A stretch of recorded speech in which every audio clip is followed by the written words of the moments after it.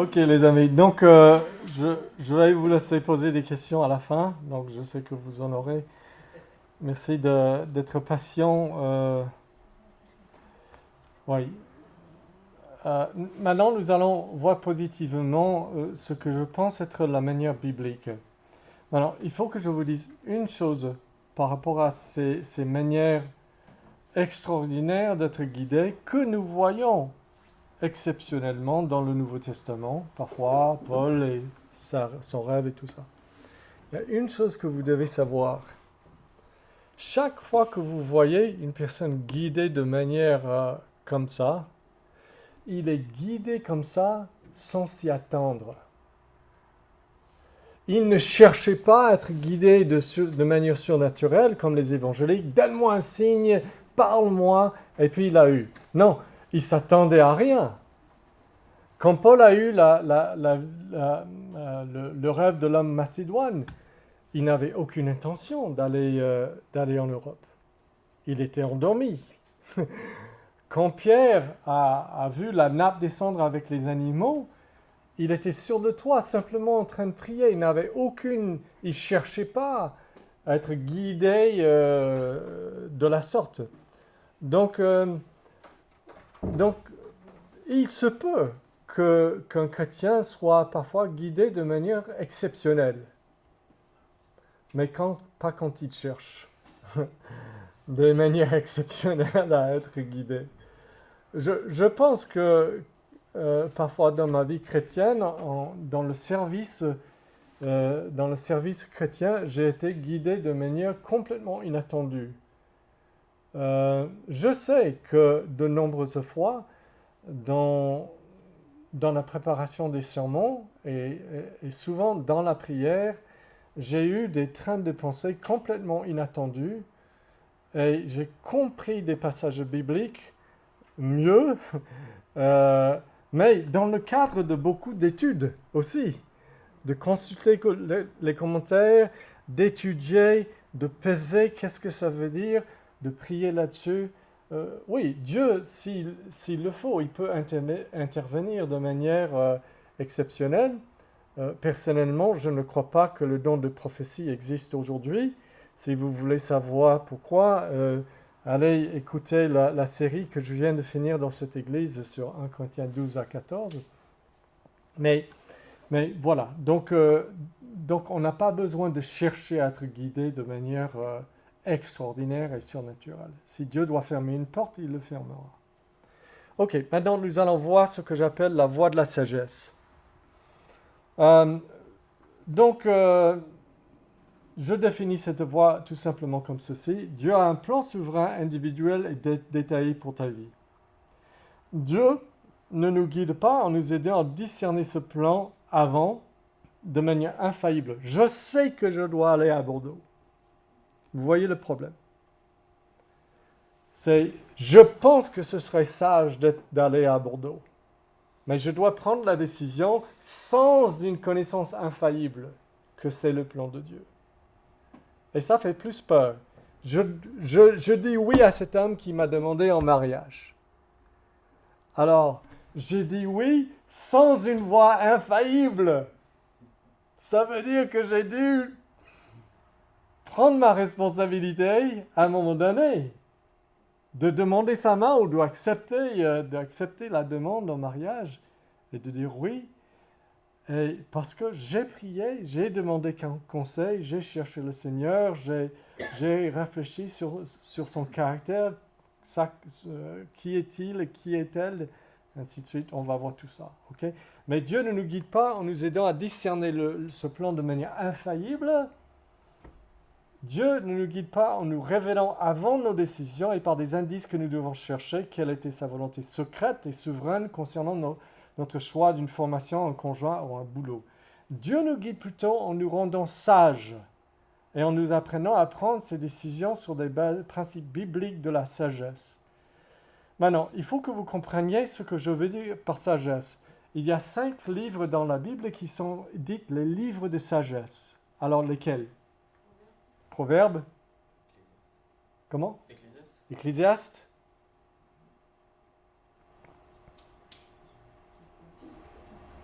Cantique des Cantiques. En tout cas, donc le principal, c'est que vous sachiez qu'il y a des livres de sagesse. D'accord? Si vous prenez juste les deux que vous avez mentionnés. Qu'est-ce que ces livres ajoutent en plus de la loi de Dieu? Je sais, la loi de Dieu, les commandements, je sais ce qu'il faut faire. Pourquoi est-ce qu'il me faut, en plus de ce qu'il faut faire, les livres de sagesse? Parce que les livres de sagesse ne me disent pas ce qu'il faut faire moralement. Les livres de sagesse m'indiquent comment le faire dans un monde tordu. D'accord? Comment agir chrétiennement dans un monde difficile et tordu? Par exemple, ok, je vous donne un exemple. Un des proverbes dit celui qui répond avant d'écouter est un insensé. Et un autre proverbe juste à côté dit le premier à expliquer son cas semble avoir raison. Ensuite vient son adversaire. Qu'est-ce que ces proverbes nous indiquent? Ces proverbes nous indiquent que quand tu entends, il y a un conflit entre deux personnes. Et quand tu entends le premier, il semble clair qu'elle est la victime. Que vraiment cette autre personne, comment est-ce qu'elle a pu agir comme ça? Jusqu'à ce que tu ailles parler avec l'autre personne. Et quand tu entends l'autre, ah, c'était pas exactement ce que le premier m'a dit. Vous voyez le problème? La sagesse nous aide parce que dans un monde tordu, les gens ne vont pas vous raconter exactement ce qu'il en est. Ils vont donner leur version. Donc, les livres de sagesse sont importants pour notre vie et pour être guidés dans nos décisions. D'accord?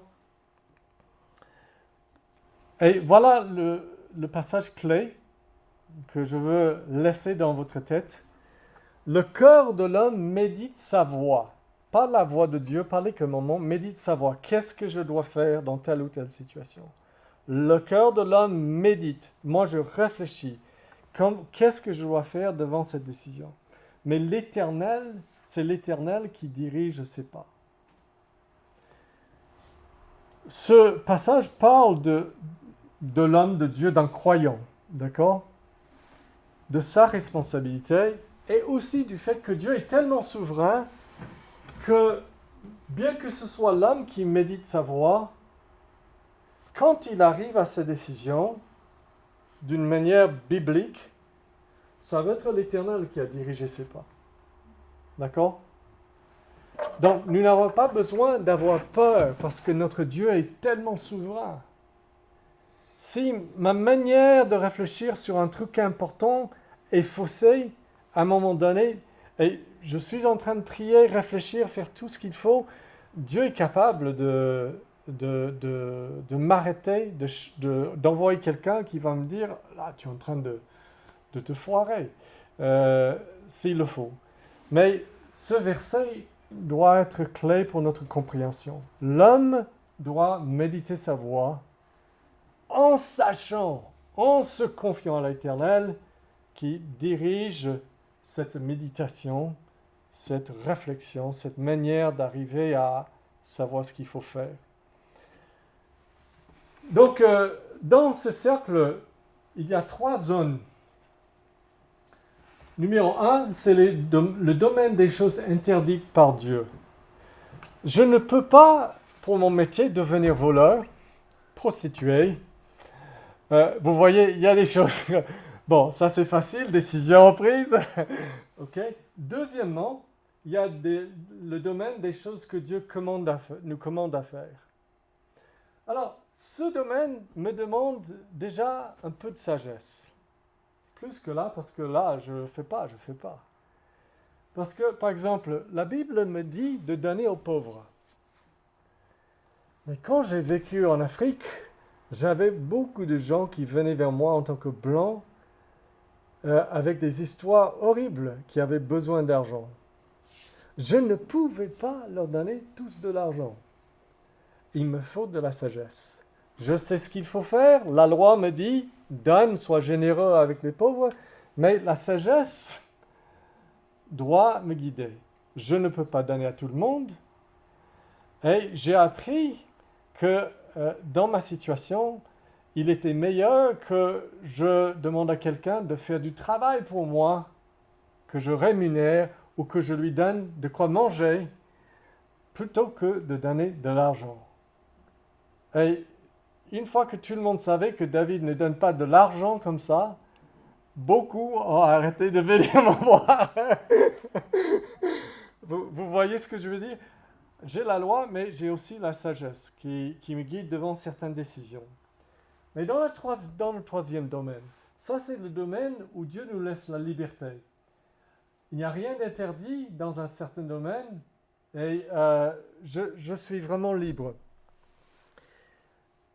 Acheter la voiture Renault ou Peugeot, vraiment, il n'y a aucune interdiction. Il n'y a même pas de commandement, de commandement moral. D'accord? À moins que ce soit une voiture volée ou...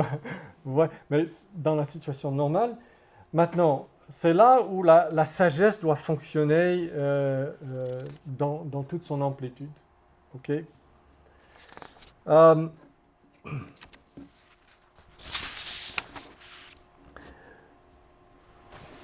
Je dirais quand même que même ici, il y a des aspects moraux qui peuvent venir influer. Il y a l'université de Lyon et il y a l'université de Bordeaux. Mais je suis chrétien.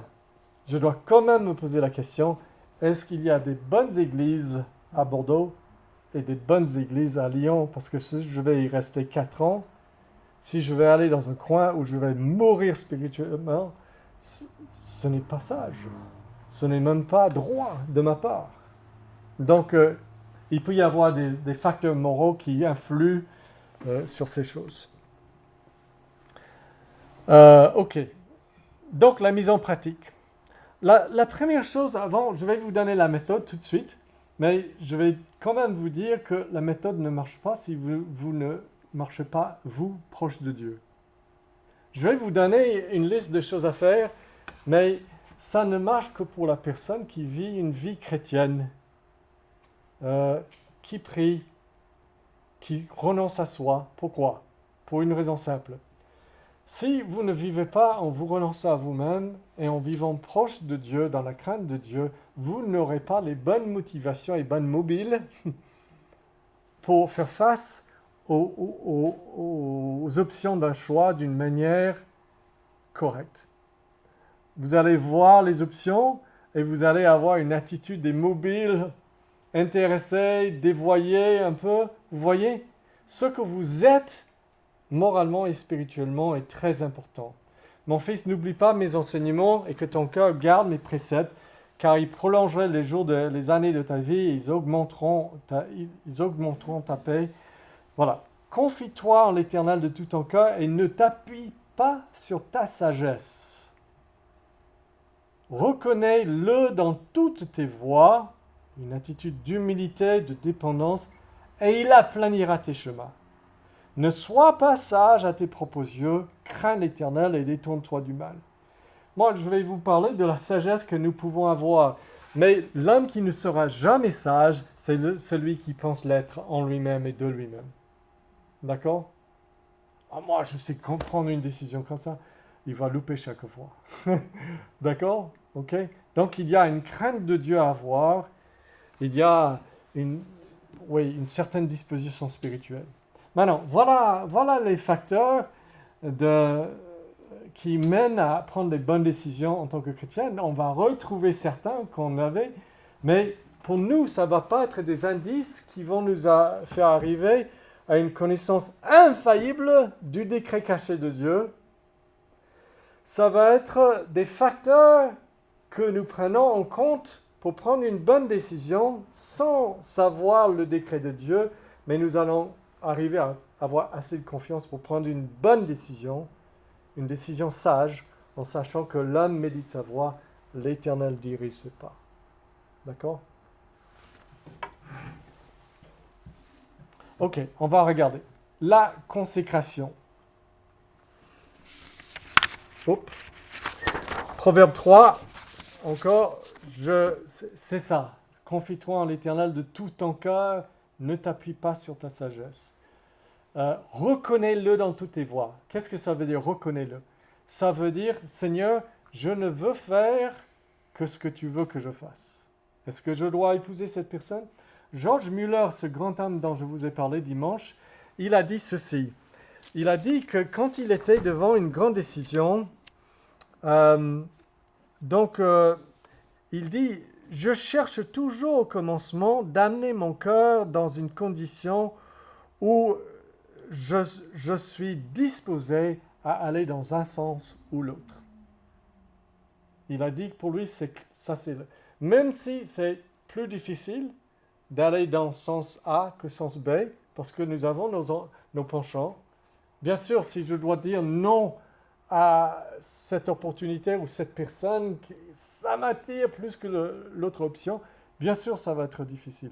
Mais je peux arriver à une attitude où je dis, je sais que Dieu a le meilleur plan pour ma vie. Je sais que ce qu'il veut, c'est ce que je veux. Et Seigneur,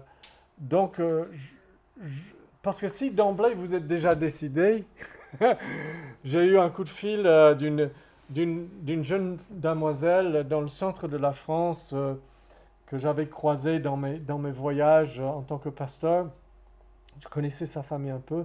Elle m'appelle. David, ma maman m'a dit de t'appeler parce qu'il y a ce garçon. J'ai eu souvent cette conversation. Et donc c'est une fille chrétienne, hein? Vraiment chouette. Et oui, je sais qu'il n'est pas chrétien, mais nous sommes vraiment amoureux et moi j'ai beaucoup prié et elle m'a dit, nous nous sommes rencontrés de manière tellement providentielle que je suis sûr que c'est la volonté de Dieu. J'ai dit, Lauriane, la Bible dit que tu dois épouser un chrétien. Je vais vous montrer le verset tout à l'heure. Elle était déjà décidée. Elle n'était pas dans un état où elle pouvait prendre l'option B plutôt que A. Vous voyez, on ne peut pas prendre des bonnes décisions si on est déjà décidé avant d'arriver à la première étape. Deuxièmement, c'est la supplication. Alors, Jacques nous dit, c'est très clair, si quelqu'un d'entre vous manque de sagesse, qu'il la demande à Dieu. Manque de signe? Non. Manque de sagesse. Qu'il la demande à Dieu. Parce que s'il vous donne le signe, vous n'avez pas besoin de sagesse, n'est-ce pas? Il m'a donné le signe, c'est clair. Non, si quelqu'un manque de la sagesse, qu'il la demande à Dieu, qui donne à tous simplement et sans reproche. Et elle lui sera donnée. D'accord? Quand vous êtes devant les grandes décisions, vous êtes dans la prière. Vous êtes souvent dans la prière et souvent, quand ça arrive au moment de la décision, vous criez, n'est-ce pas? Seigneur, ne me laisse pas me tromper là. D'accord?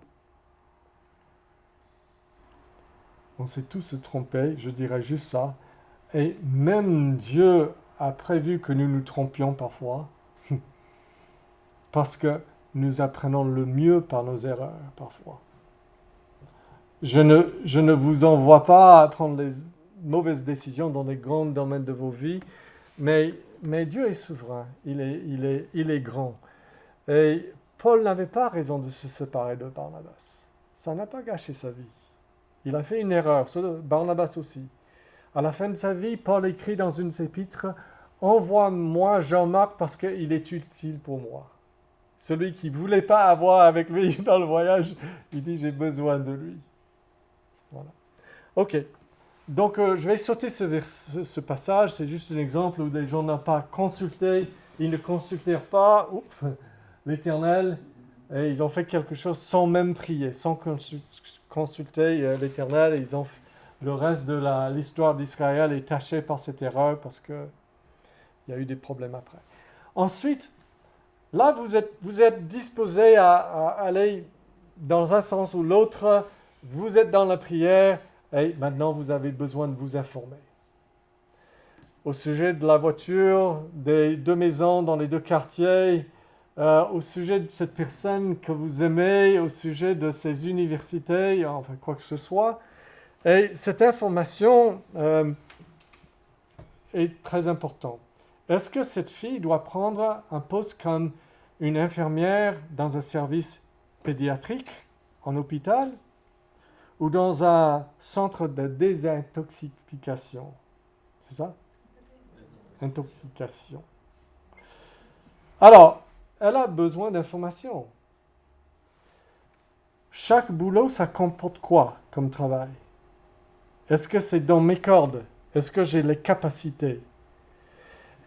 Quel est le niveau de stress de chaque travail? Est-ce que je suis une personne qui aime bien le stress, ça m'aide beaucoup, ou bien qui ne fonctionne pas bien sous le stress? Quels sont les horaires du travail?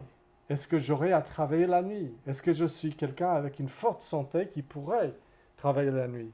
Combien de voyages est-ce qu'il faut? Si j'ai des petits-enfants ou pas, c'est une question importante. Les équipes ressemblent à quoi? Si je peux avoir cette information, ce n'est pas toujours possible. Ils cherchent quel profil? Vous voyez, nous voulons être vraiment prudents. C'est la prudence biblique. Et nous voulons comprendre les situations. Nous voulons nous comprendre. Beaucoup de mauvaises décisions dans la vie, c'est parce que la personne se lance à faire un truc sans se comprendre. Et les autres disaient, ah, ça, c'est pas le truc pour toi. Mais si tu as une mauvaise connaissance de toi-même, tes capacités, ainsi de suite, c'est un problème. On prend aussi des informations des circonstances. Ok, oui, on ramène les circonstances. Mais pas en tant que signe, mais en tant que source d'information. Par exemple, vous manquez d'argent. C'est peut-être pas le moment de vous inscrire dans cette prépa privée. Parce que vous n'avez pas ce qu'il faut cette année. Donc, vous n'allez vraiment pas arriver au bout. Ça, c'est une circonstance qui vous donne de l'information. Alors, vous rencontrez Jacques, il est tellement charmant. Juste au moment où vous hésitez à dire oui ou non à Jean, qui vous demande en mariage. Jacques est tellement charmant et formidable. Donc, ce n'est pas un signe de dire que vous devez dire non à Jean, c'est juste de l'information qui vous dit je pensais qu'il n'y avait qu'une seule personne. Jamais rencontré quelqu'un qui me conviendrait. Maintenant, j'en ai 2. Voilà. C'est peut-être pas un bon exemple, mais nos désirs nous donnent l'exemple, nous donnent de l'information. Par exemple, David voulait construire un temple. C'était son désir. C'était un facteur. Et Dieu lui dit, non, non, non, c'est pas toi qui dois le construire, c'est ton fils. Tu as fait trop la guerre.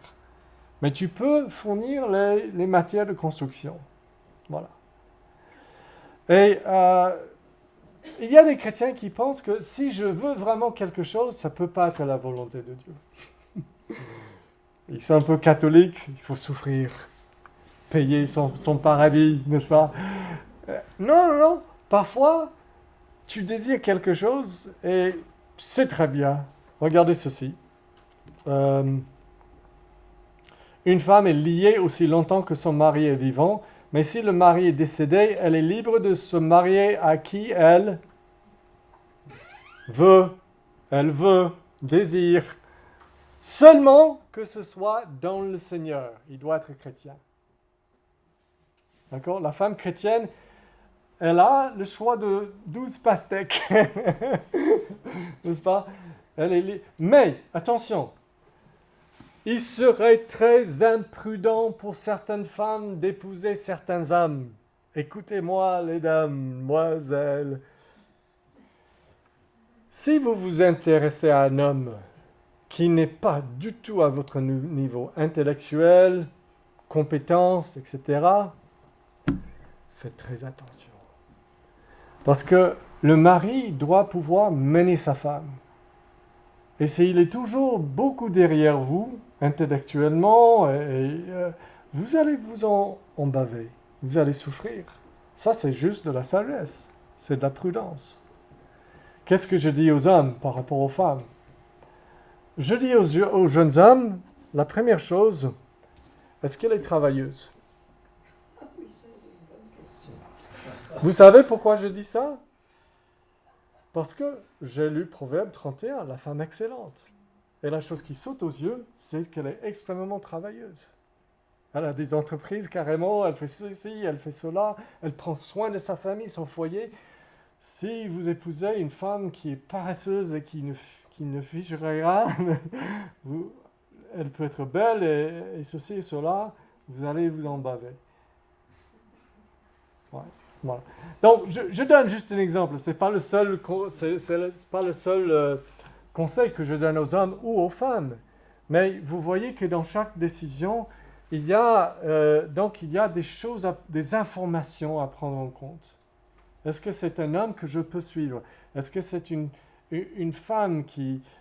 Est-ce qu'on a des intérêts communs? N'est-ce pas? Et ainsi de suite. OK.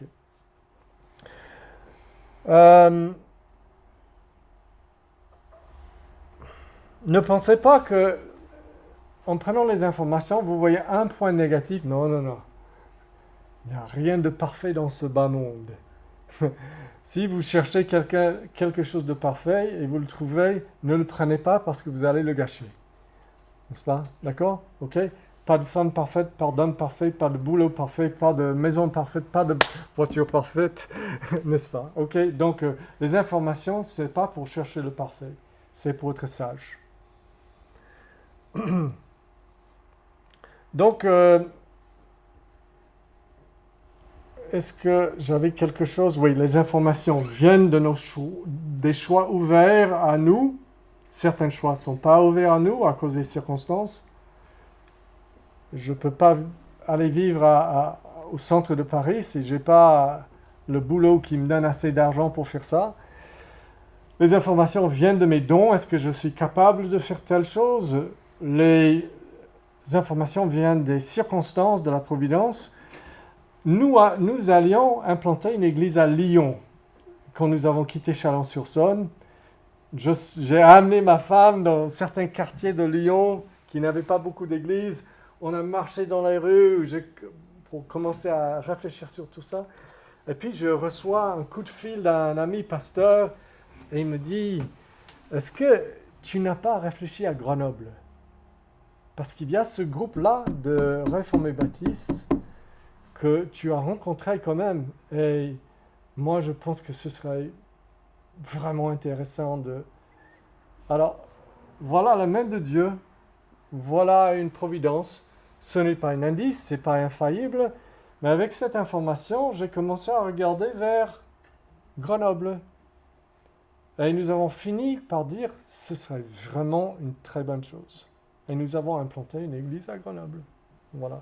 Donc, les circonstances, vos désirs, les informations viennent de tous ces facteurs. OK. Ensuite, la consultation.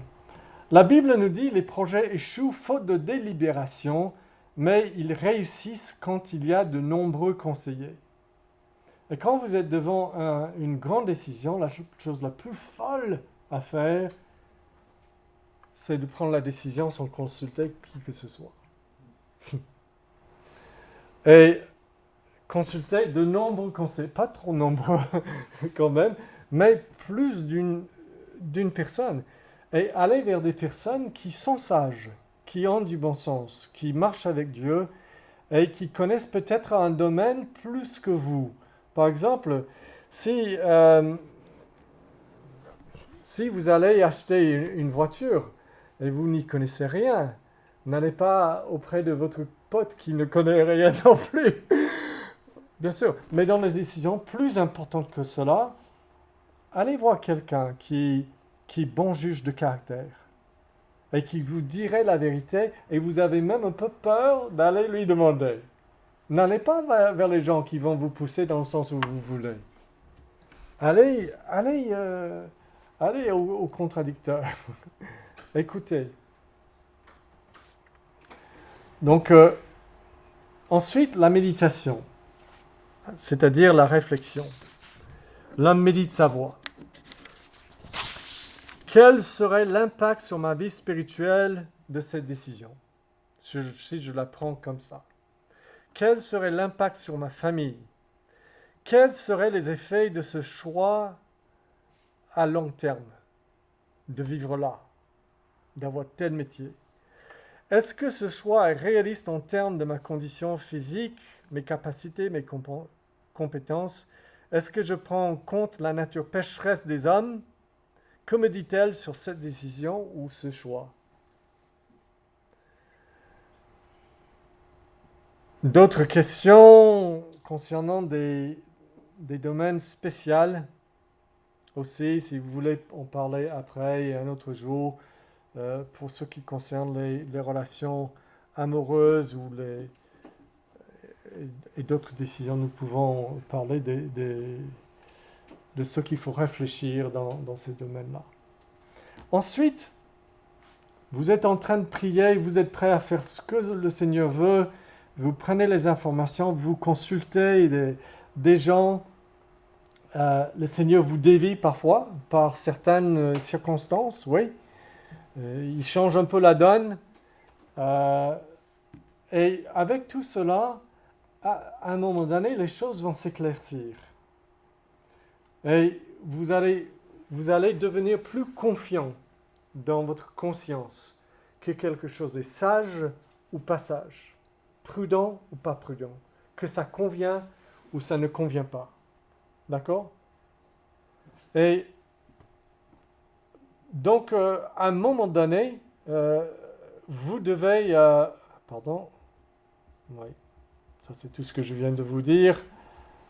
Vous devez arriver à une décision. Maintenant, je suis désolé de vous dire, à un moment donné, il faut décider. Ça, c'est pas un problème si Dieu a déjà décidé, il vous a donné un signe miraculeux. Il n'y a pas de décision.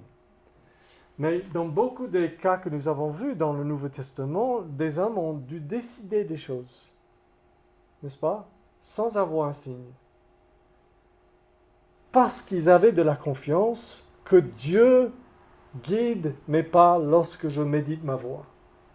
Dans la prière, dans la consultation, dans la supplication, en regardant l'information. D'accord? Et il est capable d'interrompre ce processus et de me donner un signe. Enfin, quelque chose de plus exceptionnel s'il le veut. J'ai jamais vu une nappe descendre, ni entendu une voix ou quoi que ce soit. Et j'en ai pas eu besoin. Mais à un moment donné, il faut prendre la décision. Et là, il faut de la foi et il faut être quelqu'un qui est prêt à prendre de la responsabilité. Parce que je décide. Et quand je décide d'aller quelque part ou de faire quelque chose, ça m'engage. Et parfois, ça m'engage lourdement. Mais si je suis croyant, après tout ça, si c'est une chose moralement légitime, et si Dieu est un Dieu généreux qui me donne un champ de choix légitime où je peux décider, cette femme dont le mari est décédé, elle peut se marier à qui elle veut. Dieu généreux, pourvu qu'il soit dans le Seigneur. Vous voyez ce champ? Si c'est sage, si cet homme est bon, il marche avec le Seigneur, nous aimons, et ainsi de suite. On ne doit pas se tracasser dans l'incrédulité. Et puis ne jamais rien faire dans la vie. À un moment donné, il faut prendre une décision. Voilà. Et quand vous avez pris la décision, ce n'est pas la fin. Parce que quand vous prenez une décision, il faut anticiper des bénédictions et des problèmes. D'accord? Ok? Je vous donne juste un exemple. Vous vous rappelez du prophète Élie. Alors, à un moment donné, il fait ce que le Seigneur dit, il prie, et Dieu arrête la pluie pendant 3 ans et demi. Alors, au début de cette période, où est-ce qu'il va? Il va près d'un ruisseau, il y a de l'eau là, et il est nourri par les oiseaux. Mais qu'est-ce qui arrive? Le ruisseau se dessèche. Pourquoi? Parce qu'il a fait la bonne chose. Il a prié pour que le jugement vienne. Maintenant, quand le problème vient, il n'y a plus d'eau, ne te dis pas « Oh, j'ai dû faire une bêtise. Je ne suis pas dans la volonté de Dieu parce que je suis vraiment dans la galère maintenant. » Non, non, tu as fait ce qu'il fallait. Parfois, la volonté de Dieu te met dans la galère. Enfin, dans un endroit où il y a des souffrances. Chaque personne qui s'est mariée, je crois, au sein du mariage, dit « Ouf !» Et puis, en allant plus loin, on est changé, on est aiguisé, ça nous transforme, c'est le plus grand facteur de transformation dans notre vie. Et puis, plus loin, on dit ouf, c'était bien que je l'ai fait. N'est-ce pas? Mais il y a un moment donné, et les sociologues disent que si vous arrivez à la fin du 5e année du mariage, ça va aller bien. N'est-ce pas? Mais il y a un moment là où, surtout dans le monde, les gens sont tentés d'arrêter. Si seulement ils savaient que ça, c'est la période la plus importante de tenir, parce que c'est là que vous allez apprendre à vous renoncer à vous-même, à changer et à devenir quelqu'un avec qui on peut vivre, on peut supporter, on peut vous supporter. Voilà, et on peut vivre ensemble. Voilà. Ok, donc anticipation. Et donc j'ai fini, ça c'est le résumé. Là où Dieu donne un commandement, nous devons obéir, c'est facile. Quand il n'y a pas de commandement divin, Dieu nous donne la liberté et la responsabilité de choisir. Quand il n'y a pas de commandement divin, Dieu nous donne la sagesse pour choisir. Quand nous avons choisi ce qui est moralement juste et spirituellement sage, nous devons nous remettre au Dieu souverain pour qu'il fasse concourir tous les détails à notre bien et à sa gloire. Et j'ajouterai que s'il a besoin de faire quelque chose d'exceptionnel pour nous guider d'une autre manière, il le fera. Voilà. Ok, donc je vous donne quelques minutes pour vos questions. Et si vous avez une remarque ou une question, vous pouvez le dire. Le déterminisme, il se situe comment vis-à-vis de tout ça? Oui. Alors, le déterminisme, c'est une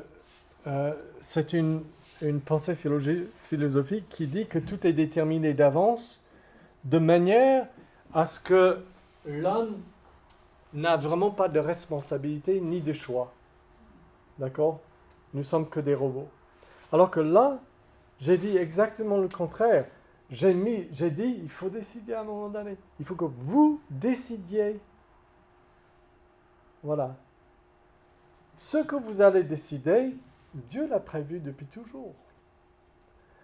Mais de manière à ne pas enlever de vous le vrai choix, la vraie réflexion et la vraie responsabilité.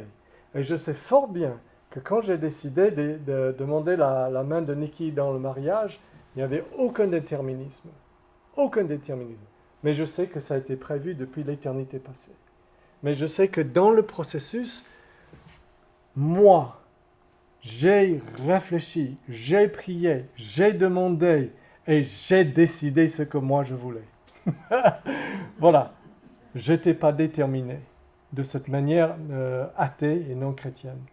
Donc ça, c'est un mystère c'est ce mystère fabien de la relation entre la souveraineté de Dieu et la responsabilité de l'homme, que la doctrine biblique nous nous ne pouvons pas comprendre comment ces deux choses sont agencées. D'accord? Nous savons que nous sommes complètement responsables, pas de déterminisme, et nous savons que Dieu est complètement souverain. La manière dont j'essaie de le faire comprendre la situation, c'est supposer que j'écris un cercle ici. D'accord? Et dans le cercle, il y a deux traits, deux lignes qui traversent le cercle, presque parallèles, pas complètement parallèles, mais presque. À l'intérieur du cercle, ces lignes ne se touchent jamais. D'accord? Mais si vous allez loin en dehors du cercle, à un moment donné, ils se touchent. D'accord? Maintenant, une ligne, c'est la responsabilité de l'homme, l'autre, c'est la souveraineté de Dieu, et le cercle, c'est la limite de la compréhension humaine. Dans les limites de notre compréhension, les deux ne se coïncident. On ne sait pas comment Dieu peut être complètement souverain, mais je suis complètement libre et responsable. Je ne peux pas les mettre ensemble dans les confins de ma petite tête. Mais les deux ne sont pas ennemis. Les deux coexistent. C'est juste que ma tête est trop petite pour le comprendre. Ça va? Oui, voilà. Donc,